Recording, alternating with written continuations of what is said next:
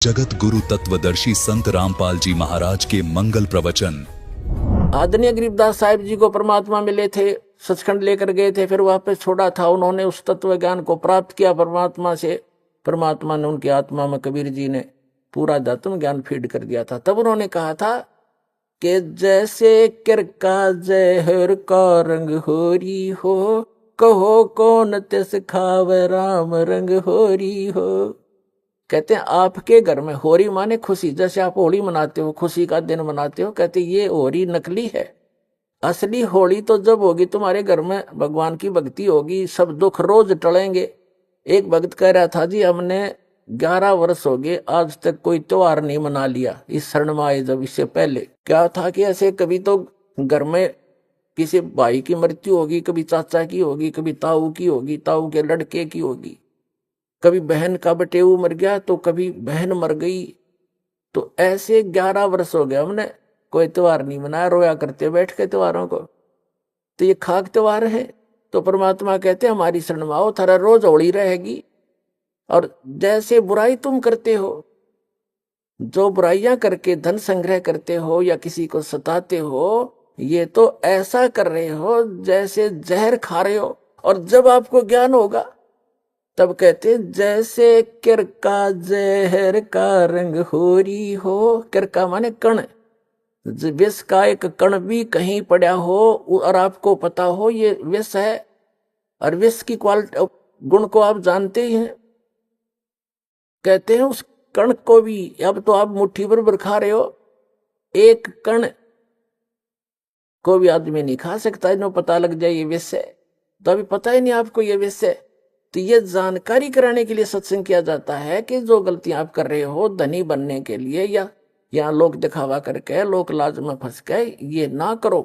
और आपने यहां भी सुख मिलेगा। इस कबीर भगवान की शरण में आ जाओ। ये आपका पिता है, ये समर्थ है, आपके घर में सारे सुख देगा। तो इसलिए कहा है जैसे किरका जहर का रंग होरी हो, कहो कौन तिस खावे राम रंग होरी हो। तो फिर ये गलतियां कोई नहीं करेगा, जहर नहीं खाएगा। ये बुराई करना, चोरी करना, रिश्वतखोरी करना, मिलावट करना, किसी को सताना, आप दुख पालेगा। भक्त दूसरे को दुखी नहीं कर सकता, यह आत्माएं नहीं स्वीकारेगी आपकी इस ज्ञान के आधार से। तो क्रोथा का प्रसंग चला था, इसलिए आपको बताना पड़ा कि हमारा एक छोटा सा आश्रम था। इन दुष्टों को सुहाया नहीं, क्योंकि इनके ज्ञान की खाल उतार दी दास ने, अज्ञान की। इनसे भी आचार्यों की, शंकराचार्यों की, जितने भी मंडलेश्वर थे, ये डुप्लीकेट आदमी है, इनके पास तत्व ज्ञान नहीं है। और ये महर्षि दयानंद, हे भगवान, इतना नकली आदमी, इसका कोई ज्ञान प्रमाणित नहीं, इसकी कोई करणी करनी स्वस्थ नहीं, और इसको महर्षि मान करके आज तक हम आदर की दृष्टि से देखा करते थे। देखो आदमी तो मानो आदरणीय होता, लेकिन उसकी जो सीख थी वो आधार था कि वेदों अनुसार ज्ञान बता रहा हूं मैं, और सत्यार प्रकाश लिख दिया, वेद अनुसार लिखा मैंने। जब दास ने वेदों को देखा, इसलिए महर्षि दयानंद के ज्ञान को वेदों से मिलाया कि यदि इसका ज्ञान वेदों से मिलता हो, और कबीर भगवान का ज्ञान तो सर्व वेदों का निष्कर्ष है, तो कबीर साहिब के ज्ञान से तो उसको मिलना कहाँ था, वो तो वेदों से ही मेल नहीं खाया। तो दास ने इतना कहा था भाई इसको छोड़ दो। उनके हित में कहा था, कोई उनसे हमने उनका कोई संपत्ति प्राप्त नहीं करनी थी, सिर्फ रास्ता दिखाना था कि अभी तक आप गलती पर हो और ये गलत मार्ग है। महर्षि दयानंद को वेद ज्ञान नहीं था। आप वेद को सच्चा मानते हो, वेद में ही देख लो। अब आम जनता जो आर्य समाजी है वो कौन है? हमारे भाई हैं, बहन हैं, मामा और बुआ के भाई बहन बेटियां हैं। लेकिन ये दुष्ट लोग हैं जो आचार्य, ये अपने स्वार्थवश उन्होंने ये सोचा कि यदि हमारे समाज के व्यक्तियों को इस सच्चाई का पता लग गया, सारे रामपाल के पास चले जाएंगे, इनका कल्याण हो जाएगा और तुम्हारी दुकान बंद हो जाएगी। ये उद्देश्य से लेकर उन्होंने जुल्म ढा दिया। तो ये लोग कभी तैसी नहीं हो सकते, आज तक नहीं हुए ये लोग स्वार्थी। और दास ने परमार्थ में शीश दे रखा है, जेल चाहे जान जाओ, जेल की तो बात क्या है, पर इसको ऊपर लाकर छोड़ूंगा, मालिक का साथ दास के है, सच्चाई को ऊपर लाऊंगा, पूरा विश्व का कल्याण होगा।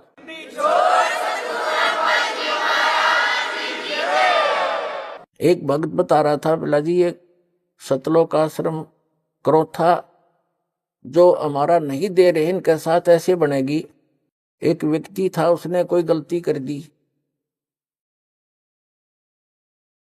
तो पंचायत हुई, उसने फैसला कर दिया भाई 100 रुपये जुर्माना कर दे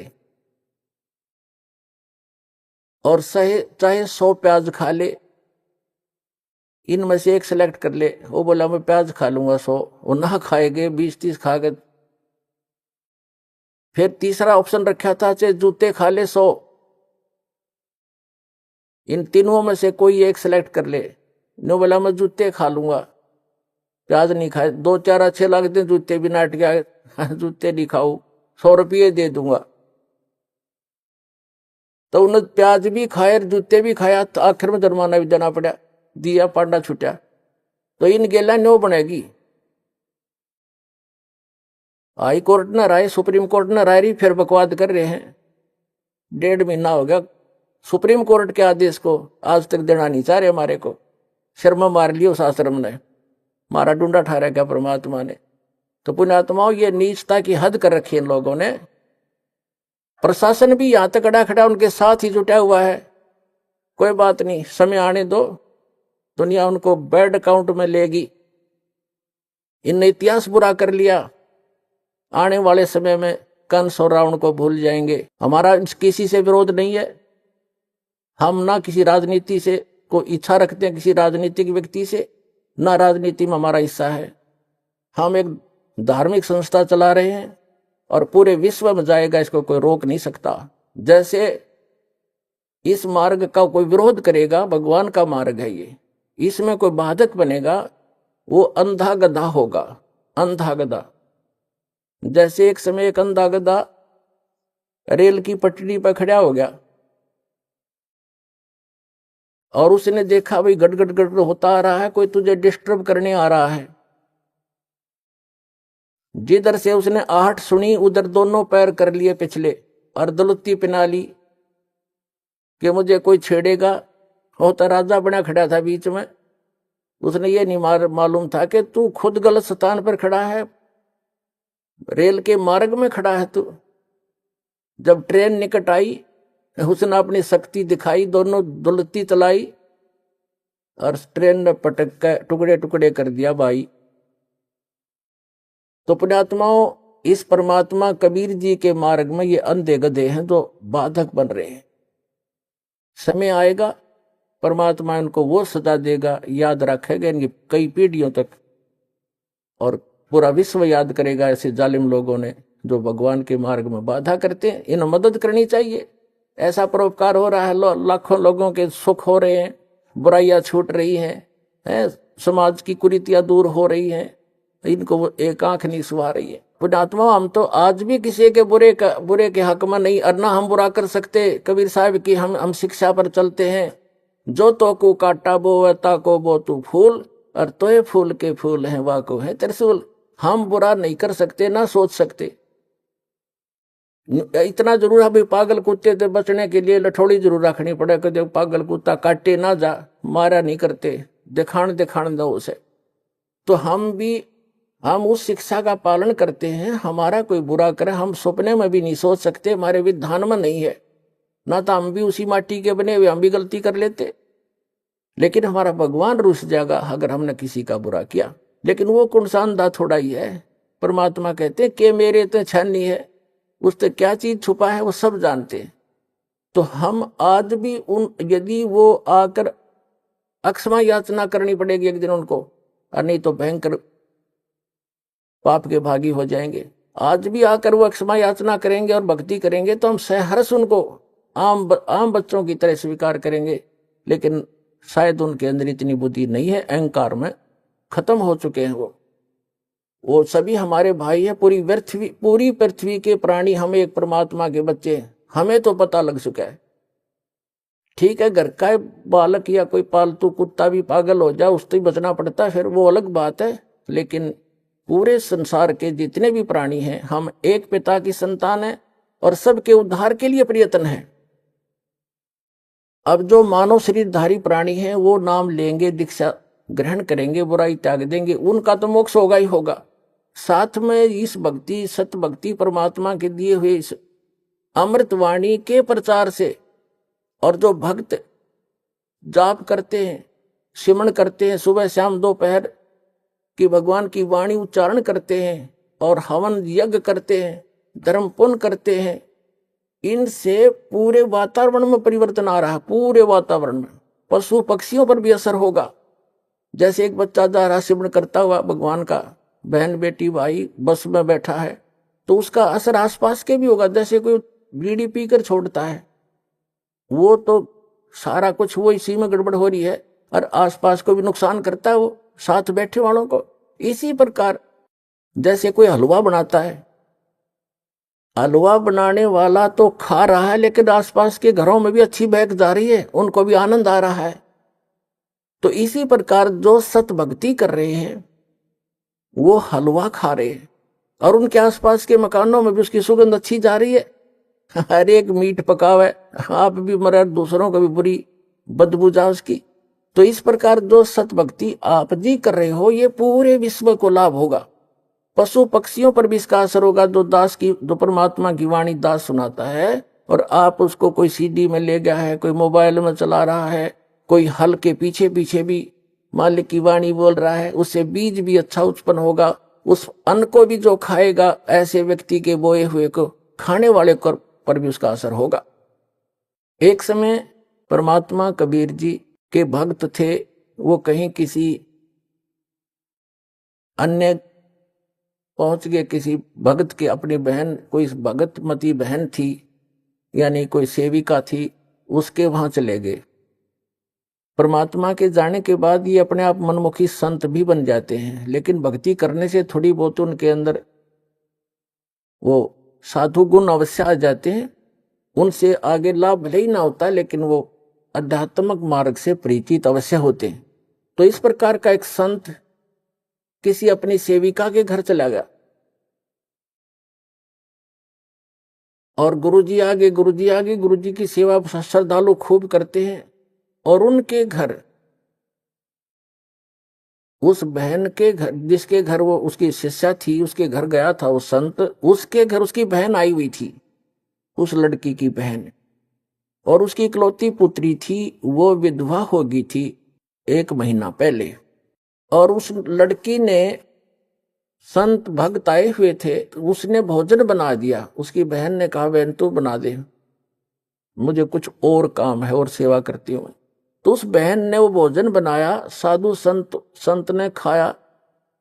सुबह उठ के उसको सारी रात सपने आए, मेरी बेटी विधवा होगी, हे भगवान क्या होगा, मेरी बेटी विधवा होगी, इसके तो बालक भी छोटे छोटे हैं, अब इसका क्या हाल होगा है। आगे दूसरा पति, उसका भाई भी नहीं था पति का, बटेऊ का, अब इसका क्या रहा होगा, यानी इतनी चिंतित थी।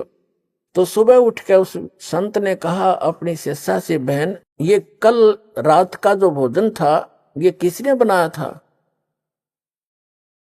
तो उसने बताया, जी मेरी बहन आई हुई है, उसने बनाया था।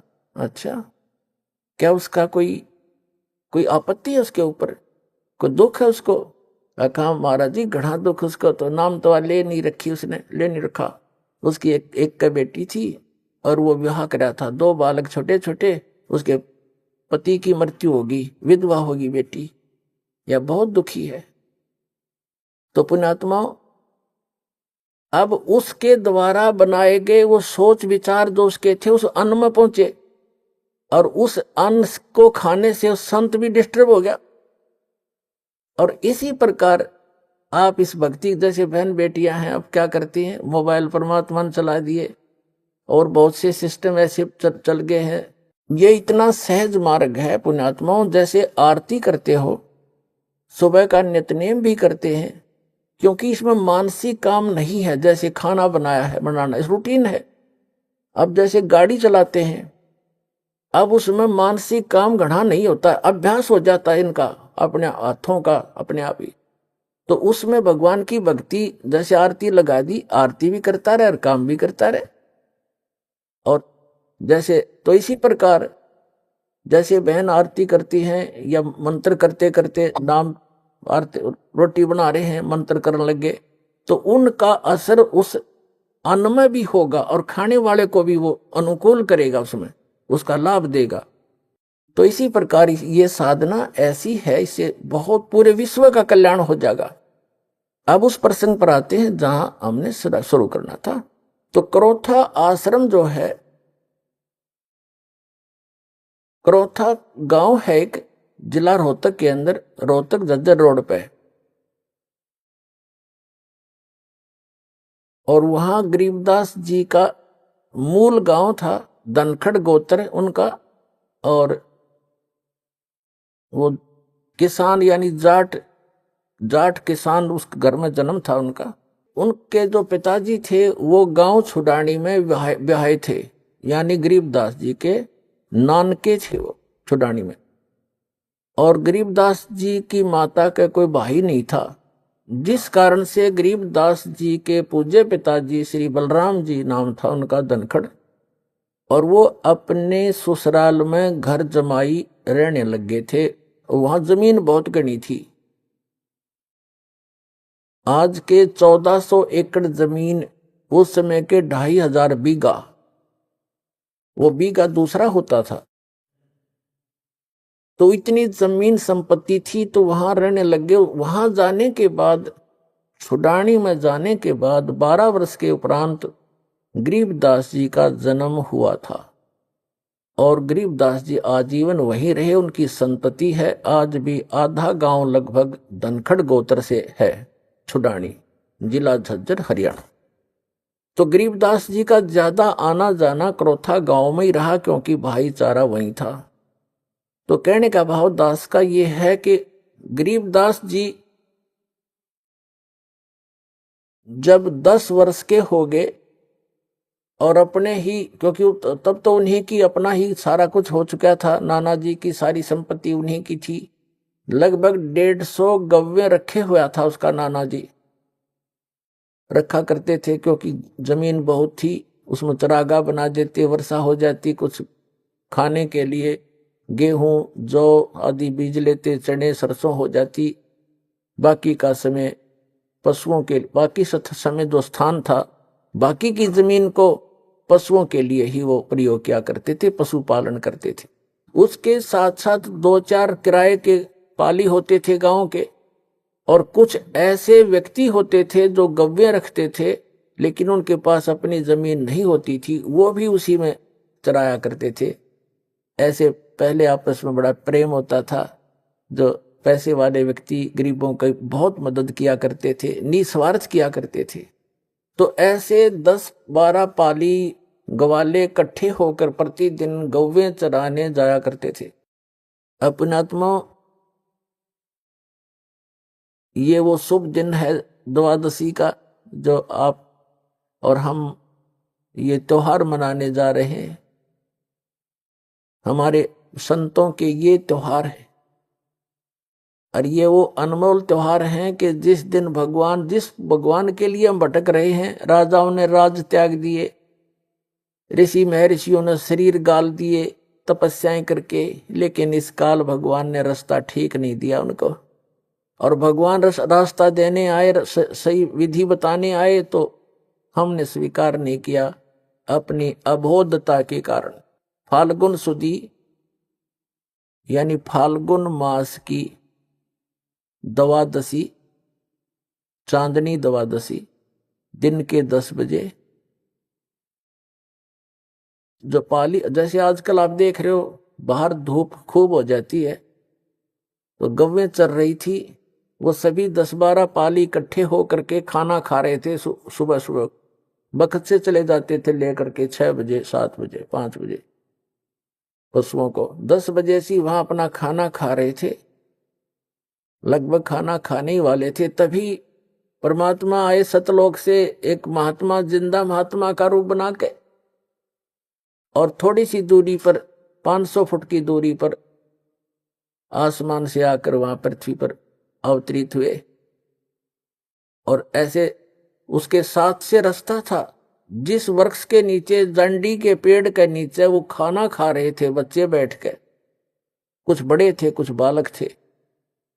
उसके साथ से रास्ता जाता था दूसरे गांव को, कबलाना गांव से, छुडानी से कबलाना गांव सीमा लगती है। उस सीमा के ऊपर ही छुडानी के खेतों में परमात्मा वहां आकर अवतरित हुए। और उस रास्ते पर ऐसे जैसे राहगीर, एक यात्री चलता है पैदल, ऐसे चलते आ रहे थे। उन पालियों ने देखा कि महाराज जी आ गए, महात्मा जी, और प्रणाम किया। सभी ने राम राम कहा, परमात्मा ने भी राम राम का उत्तर दिया। तो जितने भी वहां पाली ग्वाले थे उन्होंने कहा महाराज जी भोजन पाओ, आ जाओ भोजन खा लो। परमात्मा ने कहा भी भोजन तो मैं अपने गांव से खाकर आया हूं। बच्चों ने सोचा कोई डेरा होगा कि कहां से आए हो महात्मा जी।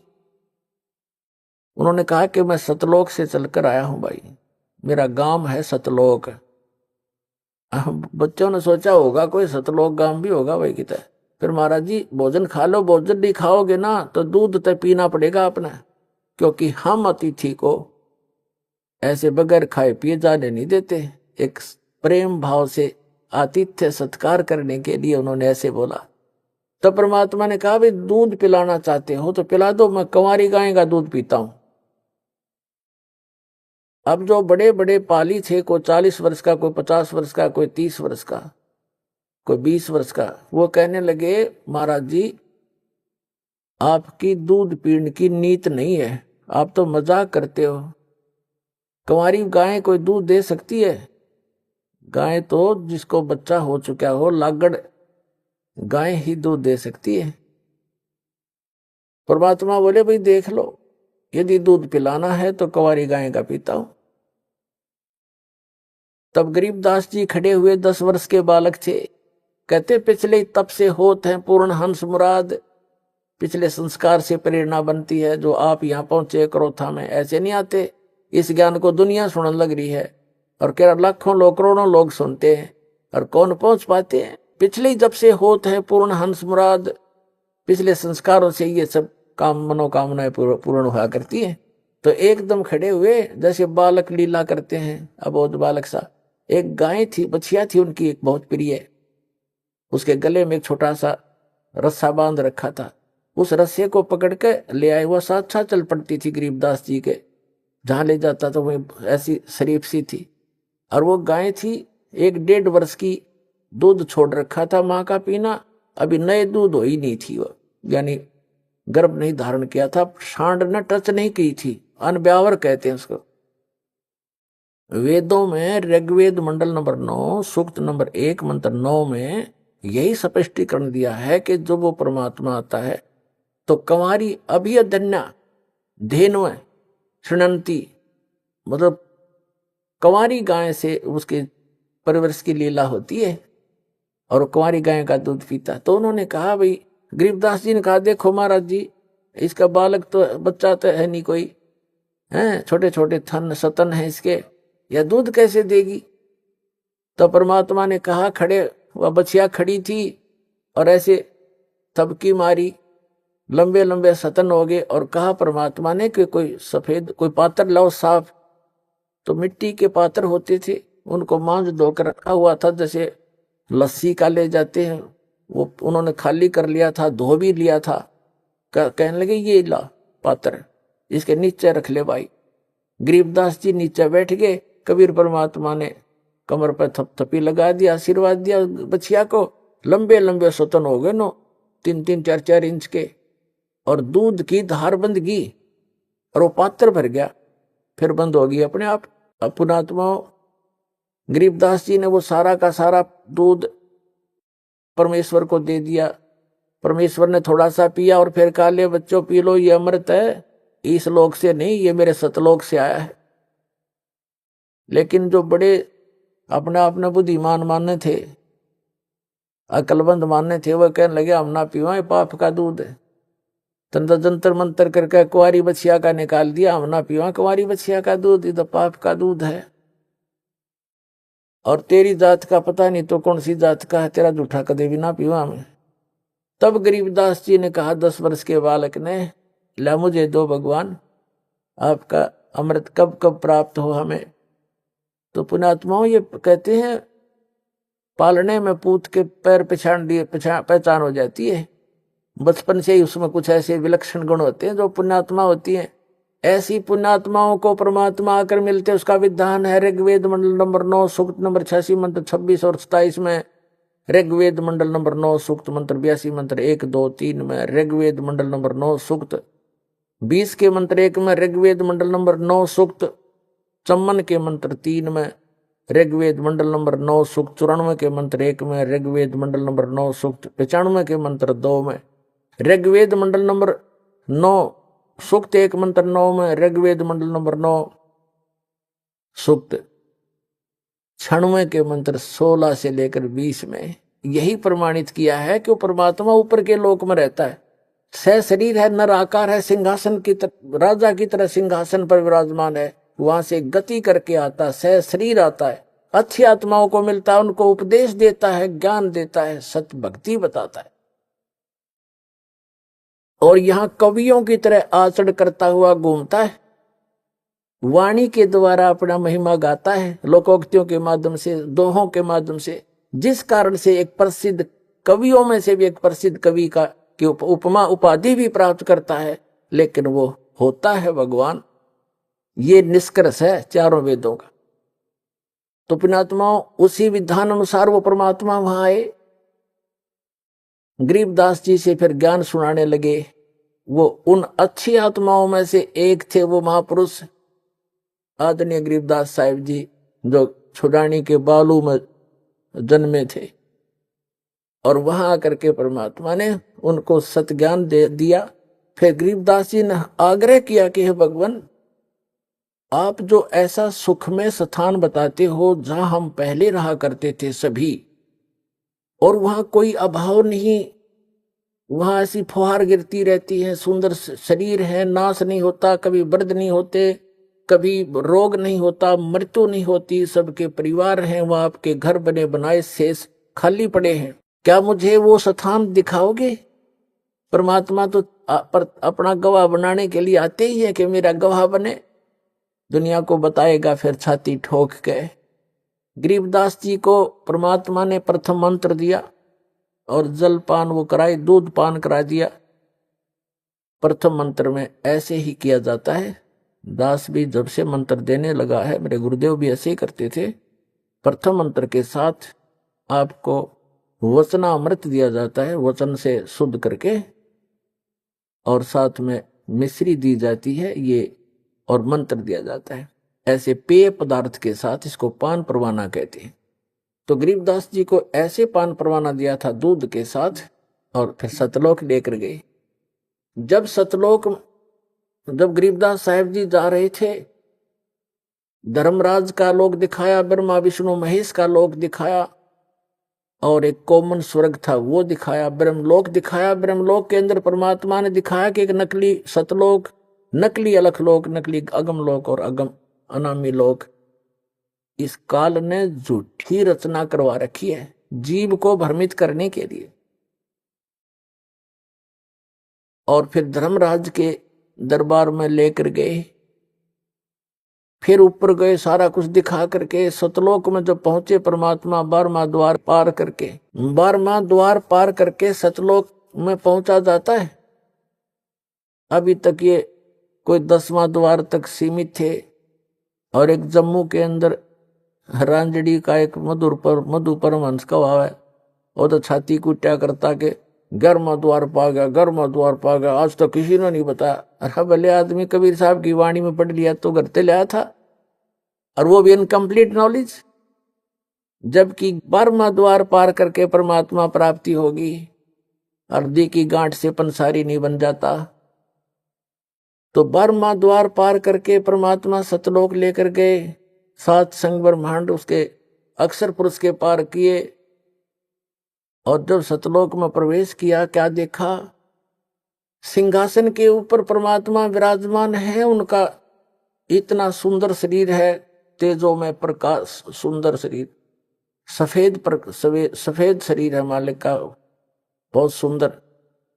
और एक रोम में, रोमकूप समझो, रोम कहो, एक रोमकूप की इतनी शोभा है जैसे करोड़ सूर्य मिला दे, करोड़ चंद्रमा। इतना नूर है उस परम पिता के बॉडी का, इतना सुंदर शरीर है, चमक इतनी निकल रही है उसके अंदर से। सिंहासन पर विराजमान, सिर पर मुकुट है, सुंदर मुकुट जैसे राजा पहनते हैं, और ऊपर एक श्वेत छत्र है। एक बहुत बड़ा गुम्बद बना हुआ है, बहुत बड़ा सुंदर गोल गोल आकार का गुम्बद, गुम्बद जिसको स्तूप भी बोलते हैं। तो ग्रीव जब परमात्मा नीचे से गए वो जिंदा महात्मा के रूप में थे, और वहां एक चंवर रखा था। जिंदा महात्मा के रूप में जो परमात्मा दूसरे रूप में गए थे नीचे पृथ्वी से, गरीबदास जी को साथ लेकर के, उसकी आत्मा को, शरीर नीचे रह गया था गरीबदास जी का, आत्मा को ले गए थे सूक्ष्म शरीर, फिर ऊपर कारण शरीर सब छोड़ करके वहां ओरिजिनल शरीर होता है जो आत्मा का, स्वयं का 16 सूर्य का प्रकाश हो जाता पूरी बॉडी का है। नर आकार मनुष्य दृश्य ही है वहां पर सतलोक में। सभी जितने भी वहां मनुष्य हैं, स्त्री पुरुष हैं, इसी तरह संसार है, और सबका नूरी शरीर है, और उनका अपनी बॉडी का प्रत्येक का तो करोड़ 16 सूर्य जितना प्रकाश है, और परमात्मा के एक रोमकूप का करोड़ सूर्य मिला दे, करोड़ चंद्रमा इतना शरीर है, ऐसा प्रकाश है। लेकिन है दोनों ही एक जैसे आकार के, मनुष्य आकार है सबका, भगवान भी नर आकार में है, मानव आकार में, और सभी वहां के प्राणी भी मनुष्य जितने, स्त्री पुरुष बहन भाई सब मनुष्य जैसे ही। और ऐसी सृष्टि है, वहां वृद्ध अवस्था नहीं होती, वहां मृत्यु नहीं होती, ये बॉडी जो नाड़ी तंत्र से नहीं होता वहां पर, वो सुंदर शरीर होता है, एक तत्व से बना हुआ होता है। उसका वर्णन यहाँ करना और समझाना भी आपके लिए, दास के लिए दुर्लभ है, क्योंकि आप उस अतिथि को पकड़ नहीं पाओगे, वो तो वहां जाए पता लगेगा आपको। आकार ऐसा ही है, वहां वृद्ध अवस्था नहीं होती, सदा युवा रहते हैं। एक अतिथि में जाकर के युवा जब हो जाते हैं वो एक, बस उसके बाद उसकी आयु घटती बढ़ती नहीं।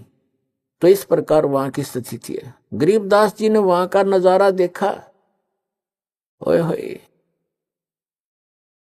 और फिर क्या किया कि कबीर साहब जो जिंदा महात्मा के रूप में गए थे, वो चंवर उठाकर अपने दूसरे रूप जो सिंहासन पर विराजमान थे उस पर चंवर करने लगे। जैसे एक सेवक अपने गुरुदेव पर करते हैं, या नौकर अपने राजा पर करते हैं, राजा के सेवक श्रद्धा से मक्खी हटाने के लिए, जीव जंतु ना मर जाए, उद्देश्य तो उनका ये होता है। लेकिन वहां एक शौक के लिए, शानो आदर सत्कार के लिए करते हैं। वहां मच्छर माखी का कोई लेन देन नहीं है, कोई व्यवहार नहीं है। तो गरीबदास जी ने सोचा कि ये जो नीचे से बाबा जी आया है, ये तो नौकर है इस भगवान का, इसका सेवक है, चेला चाला होगा इसका, और भगवान तो ये बैठा है, यूं देखे बार बार उसके चेहरे का। गरीबदास जी कहते हैं कि सवेत छतर सिर मुकुट विराजे, और देखत ना उस चेहरे नो। भगवान के सिर पर सफेद मुकुट है, ऊपर सफेद छत्र है और सुंदर मुकुट है। कहते उस चेहरे ने देखते नहीं, वो साकार है, हमरे ही उनिहार है, हमारा सृजनहार। उनिहार माने हमारी शकल का, हमारे जैसा है हमारा भगवान, हमारा सृजनहार। उन्होंने देखा ये है भगवान। तय इतने में क्या हुआ कि वो खड़ा हो गए, जो सिंहासन पर विराजमान थे तेजो में शरीर युक्त परमात्मा सतपुरुष, वो खड़े हुए, और जो बाबा जी रूप में साधु जिंदा महात्मा के रूप में नीचे से गए थे, वो उस सिंहासन पर विराजमान हुए। और वो तेजो में नूर शरीर वाला जो भगवान दिखाई दे था, वो चमर उठाकर उस जिंदा महात्मा वाले बॉडी पर, शरीर पर, सिंहासन पर विराजमान पर चमर करने लगे एक सेवक की तरह। अब गरीबदास जी कभी बाबा जी की तरफ देखे, कभी भगवान की तरफ देख रहे थे। अब सोच रहे थे मन में कि बाबा जी था छांडी भाई, भगवान इसका ऊपर चौवर करे, ये क्या चक्कर है। इतने में क्या हुआ कि वो तेजो में शरीर और जिंदा वाले शरीर में समा गया। अकेले वो कबीर भगवान जो नीचे से एक जिंदा महात्मा के रूप में गए थे, अनंत कोट ब्रह्मांड के सिंहासन पर विराजमान है, और चंवर अपने आप हो रहा है। और परमात्मा का, जिंदा महात्मा का रूप फिर उतना ही नूरी बन गया, इतना तेज बन गया, और सकल न्यों की न्यों। तब परमात्मा ने कहा था कि गरीबदास, जहां तुम रह रहे हो बालक, वो एक पुनिशमेंट प्लेस है, वो एक प्रिजन है तुम्हारे लिए, एक कारागार है, वहां कोई जीव सुखी नहीं। अब वहां से जब देखते हैं ऊपर जाकर के आत्मा निर्मल हो जाती है, और वहां इतनी तेज दृष्टि होती है, यहाँ की सुई सुई देख सकता वहां का गया हुआ व्यक्ति, इतनी आत्मा की आई का इतना तेज है उसकी नजर। तब गरीबदास जी नीचे देख रहा है, ओए ऐसे दिख रहे जैसे कीड़े मकोड़े तंग पा रहे हो, प्रत्येक की बॉडी के अंदर का सामान भी दिखाई देता वहां से, इसके अंदर क्या है। इसमें ब्लड की नदियां बह रही हैं, नाड़ियां, इनके अंदर ब्लड बह रहा, वो भी उसके अंदर भी करोड़ों जीव घूम रहे हैं, हाँ मचल मचा रहे हैं, इधर घूम रहे हैं, टट्टी पेशाब हार्ड मांस ये दिखाई देता। अब तो हमारी आंखों पर चर्बी डाल रखी है हमने, ये सब कुछ दिखाई देता है। इससे की पॉलिश पे, पाउडर पे, दिन रात लिपस्टिक लाण पे, डंगे पे, डंगा लाण पे हम अपना जीवन नाश कर देते हैं, और एक सेकंड में मृत्यु हो जाती है, इसमें कीड़े पड़ जाते हैं, जख्म हो जाता है। इसके अंदर हम संतुष्ट हुए बैठे और यहाँ की बकवादों में इसको जीवन नाश करते हैं, जब वहां जाकर पता चलता है। तब परमात्मा ने कहा कि अब गरीबदास नीचे जा बेटा, अब नीचे जा बेटा, ये है तुम्हारे स्थान, ये खाली महल पड़े सारे, जो नीचे चीटी से लेकर हाथी तक, और राजा और रंग जितने पृथ्वी पर इस काल के 21 ब्रह्मांड में तुम गए हो, और जितने ये परब्रह्म के, उस परब्रह्म के अक्षर पुरुष के लोक में गए हैं, इन सब के इस सतलोक के अंदर अलग अलग बहुत सुंदर महल हैं, एक जैसे, उनमें कोई अंतर नहीं किसी भी फैसिलिटी का। वहां कोई ऊंच और नीच नहीं है, वहां कोई जात और पात नहीं है, वहां मरण और वृद्ध अवस्था नहीं है, ये वो स्थान है। पुणात्माओं, गीता अध्याय नंबर 7 के श्लोक नंबर 29 में कहा कि अर्जुन, मेरे इस ज्ञान का जो आश्रय कर लेगा, चौथे अध्याय के 32 और 34 श्लोक में कहा है कि भगवान वो परमात्मा स्वयं आकर के अपने मुख कमल से तत्व ज्ञान प्रचार करता है। उसके अंदर यज्ञों की जानकारी, धार्मिक अनुष्ठानों की जानकारी विस्तार पर पूर्वक कही गई है, वो तत्व ज्ञान है। उस तत्व ज्ञान को तत्वदर्शी संतों के पास जाकर समझ, यानी गीता ज्ञान दाता भी उस तत्व ज्ञान से अपरिचित है। वो गॉड गिवन ज्ञान है, वो तत्व ज्ञान है, भगवान आकर स्वयं देता, अपने मुख कमल से बोलता, सच्चिदानंद घन ब्रह्म, वो परम अक्षर ब्रह्म। तो 7वें अध्याय के 29वें श्लोक में कहते हैं, गीता ज्ञान दाता कह रहा है कि मेरे इस ज्ञान का जो आश्रय कर लेता है, तत्वदर्शी संत की खोज कर लेता है, और वो व्यक्ति जरा और मरण से छूटने का प्रयत्न करते हैं। कौन करते हैं? जो संपूर्ण अध्यात्म से परिचित और सभी कर्मों से परिचित, वो व्यक्ति जरा यानी बुढ़ापा और मरण माने मृत्यु से मोक्ष के लिए, सदा के लिए, छुटकारे के लिए प्रयत्न करते हैं, जो उस तत्व ब्रह्म से परिचित हो चुके, सारे अध्यात्म ज्ञान से परिचित हो चुके और सब कर्मों से परिचित हैं। जैसे आज के सत्संग में एक विशेष ये भी दास बता रहा है कि ऐसे कर्म नहीं करने चाहिए जिनसे हमें वो भोगने को दुबर हो, भारी हो। उनसे बचने के लिए ज्ञान है, इस ज्ञान से फिर अपने आप हाथ सिकुड़ जाएगा आपका।